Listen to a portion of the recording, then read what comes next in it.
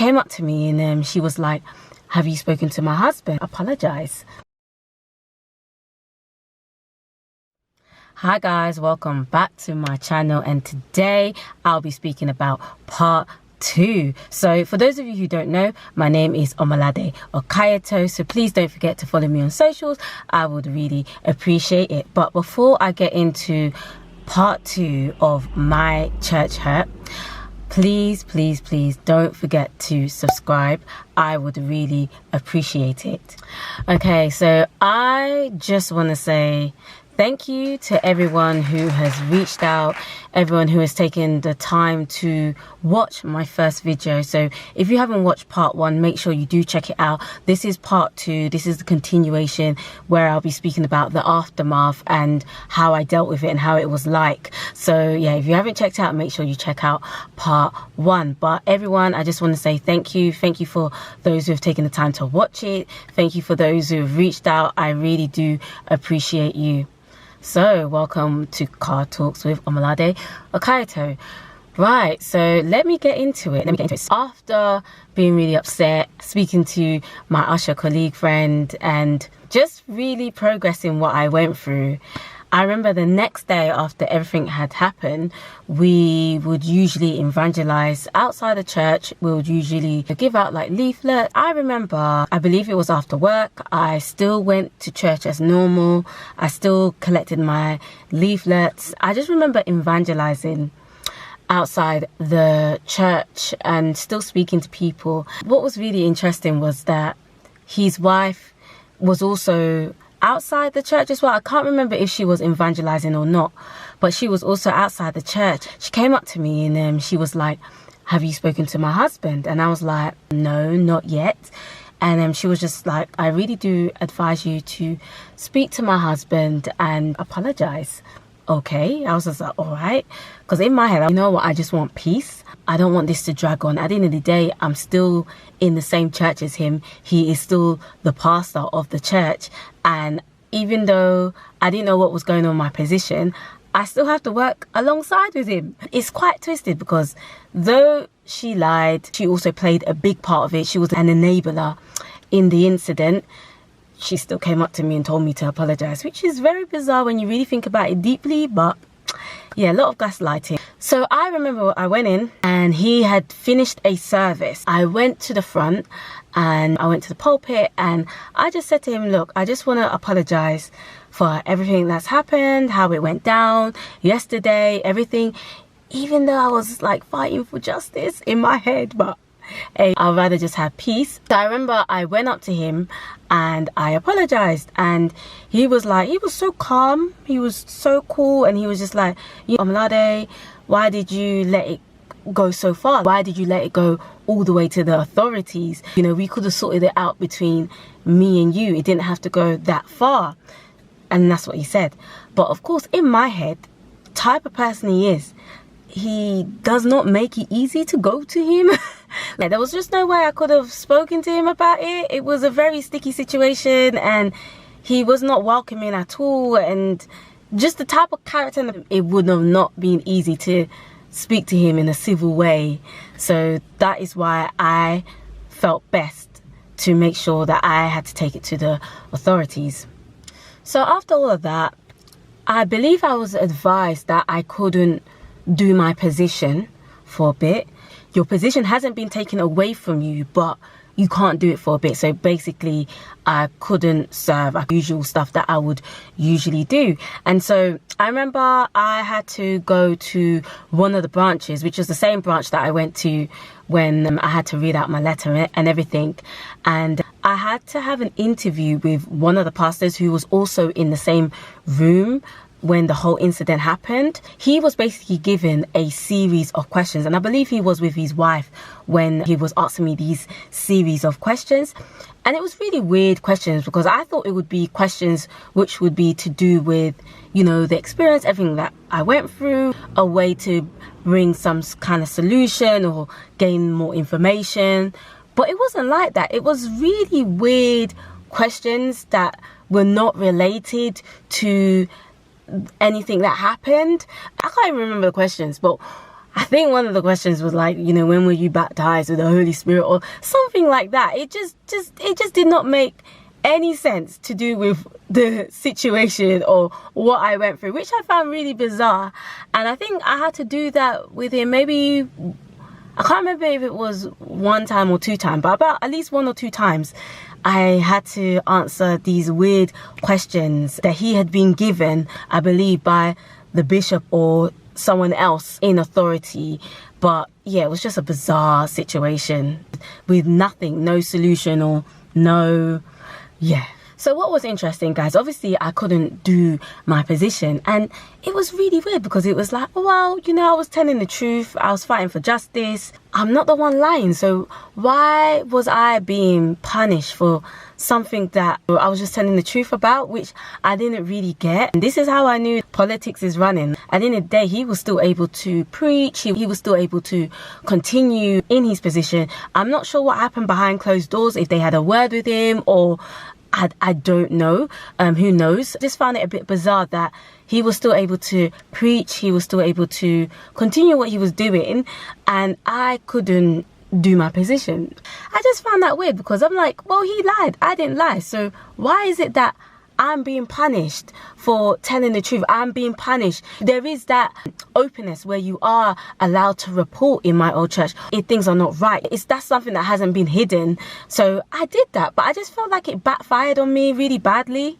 And it just put me off, guys. I was just like, I can never do this again. Like, if something goes down, if something happens, I can never report, because it was that fear that to go through this again, it was just too painful for me. So I was just like really put off. Like, if something was to go down, I prefer just not to report. And was there really change? I don't really think there was really change from his side. I think for a little bit he wasn't trying to like target me and stuff like that, but there were little bits, there were like little indirects and stuff like that at times. And even when I witnessed his behavior to like other people who were doing the same position as me, I just didn't see any difference in his change of behavior. You know, I would have thought, okay, because I've reported him or I've done my statement, written my letter, I just thought there would have been at least some kind of change in his behavior. But I'll be really honest, I don't think I saw hardly any difference. Funny enough, there was one incident. I was coming to evangelize. I remember I needed to ask him something. I can't remember what it was. And he was like to me, oh, you don't come to evangelize, you don't come. And I was like, no, I do. I do come to evangelize. And he tried to call the assistant pastor and was like, oh, can you account for she doesn't come? Isn't it true that she doesn't come? And I could just see the assistant pastor like avoiding him or trying to dismiss the question or trying to pretend that he didn't hear the question. He was like occupying himself with something or keeping him busy. So he was basically trying to do an avoidance tactic not to answer his question, because I'm sure he knew that that was not the truth. I was a regular coming. I knew myself I was a regular coming. So I was just like, okay. I remember another time he kind of gave me some hope. He came up to me one time and he was just like, you know, I think you're ready to, you know, have your position back. Getting really excited, like, oh wow, okay, there's some hope. Maybe he does care about me. Despite the situation, despite what happened, he cares about me doing my position again. He was just like, yeah, you know, I'm gonna try and I'm gonna speak to them and see and stuff like that. But guys, there was nothing. I heard nothing. I didn't hear any feedback from him. If it was done by purpose to just leave me there and not do my position, or if there was barriers, or obviously because I've witnessed him lie before, if saying it for the sake of saying it, but knowing that I wasn't going to get my position anytime soon. Who knows? These are all the type of thoughts that can run through someone's head when you've experienced something like that. I believe like 11 months I wasn't doing my position and there was no kind of follow-up. This is what's going to happen. There was nothing. It felt like I was just left, forgotten about, and that was it. I remember just becoming really like complacent and used to not doing my position, even though I still had the title, but I just wasn't serving. I wasn't doing the position. And I just remember just becoming really relaxed and just whatever sort of thing. It was almost as if I was giving up. So one usher came up to me. She noticed that I hadn't been doing my position for a very long time. And you know, she sat me down, she spoke to me, and she was just like, I've noticed that you're not doing your position. You're gonna have to like really fight back for your position. And by this time we had already had a new pastor who had come to the church that I was in. So because they like to like shift them around sometimes, she just gave me some encouragement and motivation, just said, you know what, go for it. Like, don't worry about what's happened in the past, like you go for it, sort of thing. And I really do appreciate her for giving me that encouragement, because it was through that conversation I actually fought for my position. So I'm going to speak about how I dealt with it, because it's not easy being in a church where both the pastor and the pastor's wife did that to you. So it's not easy. I will be honest, I really dealt with this in isolation. It was so difficult. There was a lot of thoughts and a lot of things that were flooding through my mind. Like, God was my comfort. He was my comfort throughout the whole process, because again, I didn't know about therapy. I wasn't really open to that sort of help at all. At the end of the day, my full reliance was on God. A lot of praying, trying my best not to see them with negative eyes, still loving them regardless of what happened to me, because the most important thing for me was to keep peace in that environment, because at the end of the day I was still with them. So yeah, a lot of praying, guys, a lot of praying, a lot of asking God to help me to forgive. Yeah, it was quite a while back, but I'm sure that was one of the prayers and conversations that I had with God, and not treating them any different, not treating them in a different way. I didn't want to treat them any different. I didn't want to talk to them in a certain way or talk with them with attitude, not at all, or try and avoid them or dodge them. I didn't do any of that. I still treated them as normal, as if like nothing happened. It wasn't the easiest. And also I kept it very close-knit, because I didn't want other people to see them in a bad light. So I didn't tell anyone. I hardly didn't tell anyone. I only told 1, 2, 3, I think max, people who I really trusted, who I knew wouldn't say anything. Didn't really tell anyone inside my old church or even outside my old church. That was a lot of like self-control from my side as well, and discipline from my side. That's how I dealt with it. It was literally through God, and of course having someone that you trust, having someone that you can speak to, someone that you know that you can really trust. You know, like I said, I had my one usher colleague friend who I really trusted, who was a listening ear for me, who would help me, who would listen to me vent and rant, and that really helped me as well. I was able to release what was inside of me as well. So those were the ways. However, of course, there is an aftermath. I definitely did have to seek professional help later on in the years. I had to, but that's when I would gain more awareness of the professional help out there. And obviously when you're going through therapy, they're gonna dig deep. They're gonna, you know, speak about every area of your life, and this was one of them. So that also really helped as well. That helped me to give me some more closure. I think one thing that really helped me is because I knew I was telling the truth. I knew I wasn't lying. I knew I was telling the truth. So I think that really helped me like throughout the healing process and what I went through, knowing that I was telling the truth and I was standing by the truth, if that makes sense. Anyway, like I said, there was a new pastor in charge of the church that I was in. Really lovely pastor, and I remember letting him know what happened, because in order for me to get my position back, of course I would have to let him know so that he could speak to the pastor in charge of the usher colleagues to bring me back, sort of thing. So he really fought for me, to be honest. I have high regards and high respect for him, because he actually really fought for me. And funny enough, we had a new usher colleague who was in charge. Like I said, they tend to move people around. So I guess a bit of a blessing in disguise. This pastor that was in charge of all the usher colleagues was really lovely as well. I remember he called me in to the branch that he was pastoring at. He spoke to me. I explained everything that happened. And he also fought. He was like, okay, we're going to help you get your position back. He said that this was how it was going to go. So I still stood by the truth, guys. I still said, no, this is exactly what happened. But he was just like, he looked at me in the eye and he said, I know that you are a smart person, but this is what we're going to say, that it was a miscommunication. That's what we're going to feed back to them. And I was just like, oh my gosh. I don't really understand the politics. So I just felt like I had no choice to just be like, okay, sort of thing. Yeah, he didn't really let me continue saying, no, this is the truth, this is what happened. He was just like, nope, I know you're a smart person, and this is what I'm going to feed back to the bishop, because there was a new bishop then as well, that it was a miscommunication. I believe it was a new bishop. And I was just like, sort of thing. So got good news that I got my position back, and I remember I baked a cake for all my usher colleagues to celebrate that I've got my position back.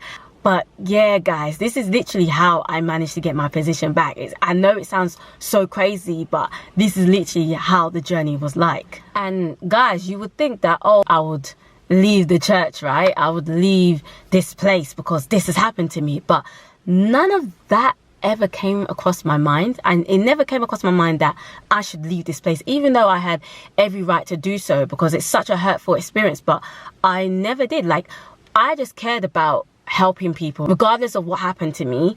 My goal was to get my position back so that I can continue to help people. And I know people say, oh, you can still continue to help people regardless of your position, blah blah blah, but in that environment, that's how I felt. But at the same time, I am so understanding to people who decide to leave a church when something like that happens to them. Like, I really understand. I even understand to the extent when they don't even want to believe in God anymore.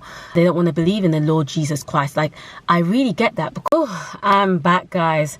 I actually lost battery, so I had to quickly run home to charge my camera. But like I was saying, I really do get why people don't believe anymore, because think about it. If that's the only church you've been to and you've experienced something like that, or similar experience, or gone through some kind of traumatic experience, and that's all you know, I can really understand why one wouldn't believe anymore, or wouldn't trust anymore. Even last year for me, even I had my difficulties in terms of like, what do I actually believe in? And it was difficult. It was hard. So I really do get it at the same time. Which leads me on to not to judge individuals. If that's the route or the decision that they have decided to take, we should try our best not to judge individuals, because I think the problem is that when they've gone through a hard experience like that and they say they don't believe anymore, it is not our place to judge them or to say, oh, it's because of X, Y, and Z, and that's why they don't believe and stuff. So I think we should just be more sensitive, because when you are in a systematic environment or in a systematic church, running in a certain way, it causes a lot of problems after, and I can speak to that. Like, even I myself, my mental health, when I left, my mental health went up the roof. My anxiety and my fear, I've never experienced anything like it. But I heard that if you've gone through certain experiences, this is kind of the outcomes. So this can happen to an individual where you are facing a lot of anxiety and fear. And that's what I faced last year, and it was the most awful experience. And I've also done a video where I speak about that, and also through therapy that also helped me as well to learn how to manage it, navigate through it, and also how I incorporate God into that as well. So where am I now? Because this was one of the feedback that I got to also explain where I am now. And to be honest, I am still a Christian. I'm a lover of Christ. I still love him like so much. I'm continuing to build my relationship with him. At the moment, I feel like I'm starting again, and I'm on a journey where starting to understand the word of God in context, and starting to understand what the gospel means, and starting to understand what the real love of God means. He loves us unconditionally. At the end of the day, we have the right to stand in him. So I'm just beginning to understand what his love really means, because I don't think I really understood that. I'm even down to even understanding the real meaning of the gospel. Like, I don't think I had a full understanding of that. So I'm just taking my time. I'm not you know, in a rush to be part of a church or be committed and be in full ministry and stuff like that. I've been very vocal about that on my channel. I'm not against churches. I'm not saying for people not to go to churches, but I'm just speaking about where I'm at the moment. I'm just giving myself a break. I'm visiting other churches. I'm open to that. You never know. In future, I might be part of a church in future, but at the end of the day, we are the body of Christ. We are the church, and I'm just more into like intimate fellowship. So that's what I'm into at the moment. It doesn't make me any less of a Christian, sorry to use that word. It can look a bit strange to other Christians that I'm not actually part of a church in this current season. That's one of the things that I had to unwind in my mind, because if anyone wants to come to me and say, I don't go to a church, but I'm a Christian, I'm going to be looking at you funny. So again, I'm unlearning and unwinding bad habits, certain views on things, if that makes sense. I really thank God for a good community. I think that's really important when you're in a journey like mine, to have a good community around you, good energy, good vibes, good people around you. And it also relating to other individuals who may have gone through similar experiences, whether it's in my old church or other churches. We all have a story, and at the moment I guess I'm using my story and I'm using my experience to help and support others. Of course, I'm not a professional, I'm not a therapist or anything like that. No, I am a listening ear. If I know that I can't support in a professional way, I'll definitely advise to go through therapy, you know, go to your GP or doctor and seek some help. So guys, you think that my church experience story ends there, but it doesn't. And I hope to give my next experience in the near future, not now, and also how I navigated through that as well, because that was a whole different experience in itself. Remember, you are loved by our Father. Never forget that. I really hope that this video helped anyone who needed to hear it. Thank you for making it to the end, to those who made it to the end. Make sure you comment, make sure you like, make sure you subscribe. Until next time, guys.